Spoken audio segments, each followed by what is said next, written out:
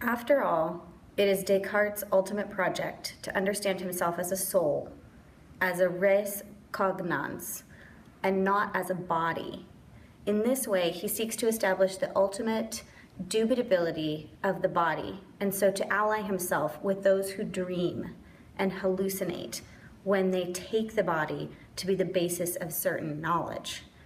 So I didn't really understand this, and the reason is that this is Judith Butler, and this is from the essay, How Can I Deny That These Hands and This Body Are Mine?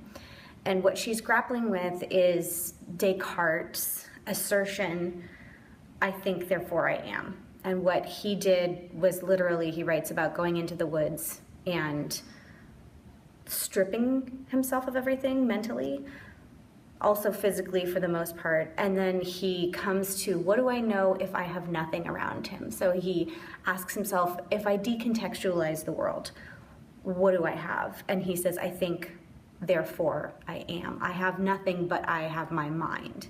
And so he says, the first thing we know is that we exist.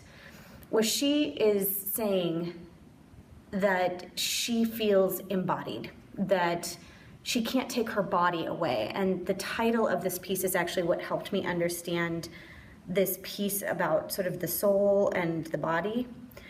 We understand it may be Descartes' idea to understand the soul as separate from the body, but what Butler's saying is she doesn't.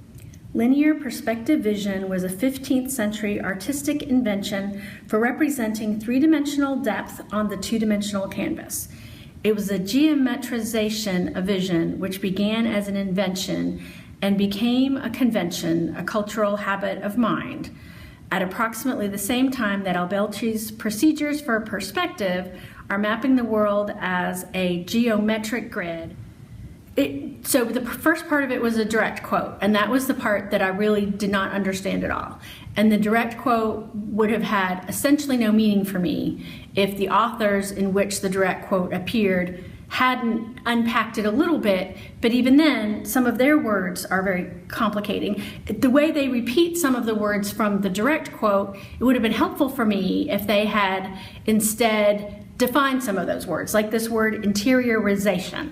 I'm not sure exactly what that means. I can kind of infer what it means, but does it mean talking in your head? It would have been helpful to have more specific examples about some of the maybe discipline-specific or situation-specific terms that were in the original quote that the authors of the essay then sort of take as assumed have been understood by the reader from the original quote, when in fact I had not understood them.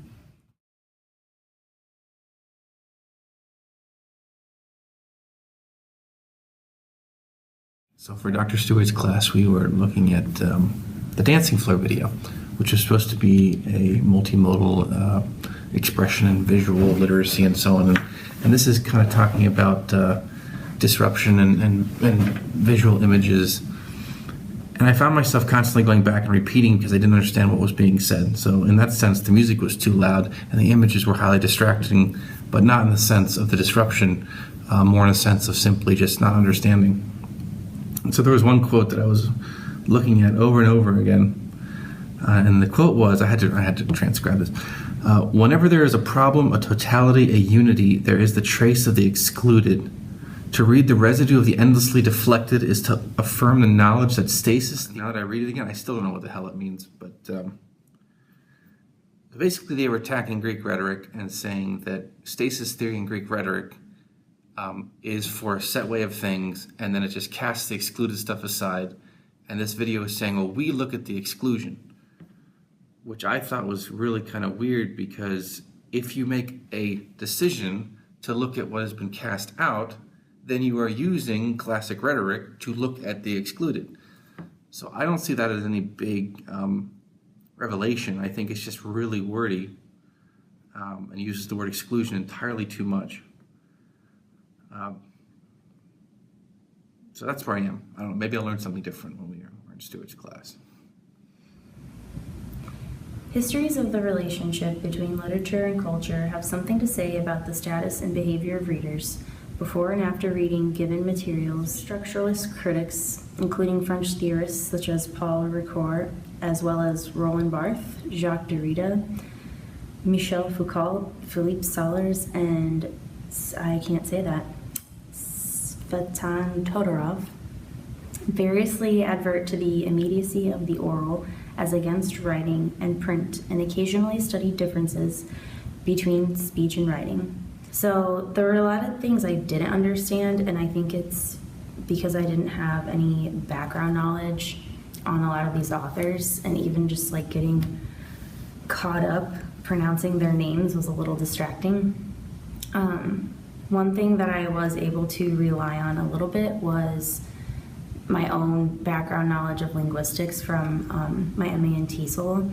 So that kind of helped me through some of the difficult parts or some of the more technical parts.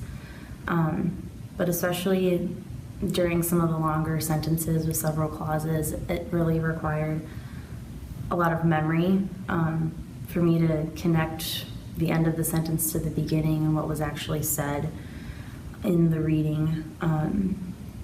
It's probably one of those paragraphs where I would just keep going and then try to get the general context of the writing. And I actually, like, if you look at this, I chose a paragraph that I didn't really highlight because that kind of showed that I didn't understand as much. And you can see on the next page that I was able to like bring it together a lot more because I have more highlighting and annotation and stuff. So.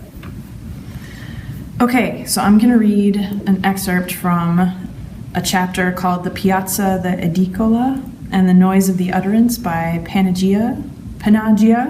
It's Italian, so Panagia. Okay, so I'm going to skip ahead to this part, and here it is.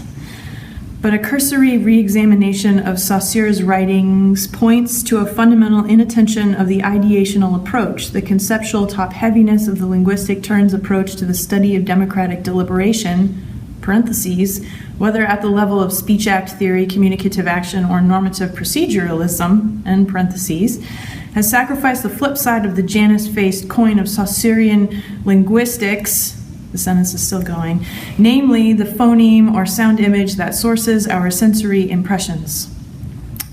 Okay, so I have no idea what I just read. I think for several reasons, there's lots of big words in there that I'd have to look up, and also there are references to people like Saussure and Janus and coins and things that I imagine are history of linguistics or maybe other types of history that I don't know. And so to be very honest, when I read this piece, I just like skipped over this section, which is something that I do actually pretty frequently when I don't understand something, like a little section like that. It's really easy to get stuck there, but I just like skipped over it.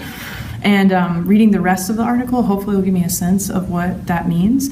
So I can get the sense that it's like something has been left out. They're arguing that something in history, linguistic history, world history, whatever, has been left out, and maybe this chapter is going to offer me that thing, whatever it is.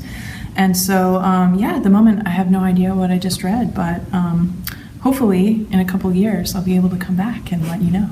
Stay tuned.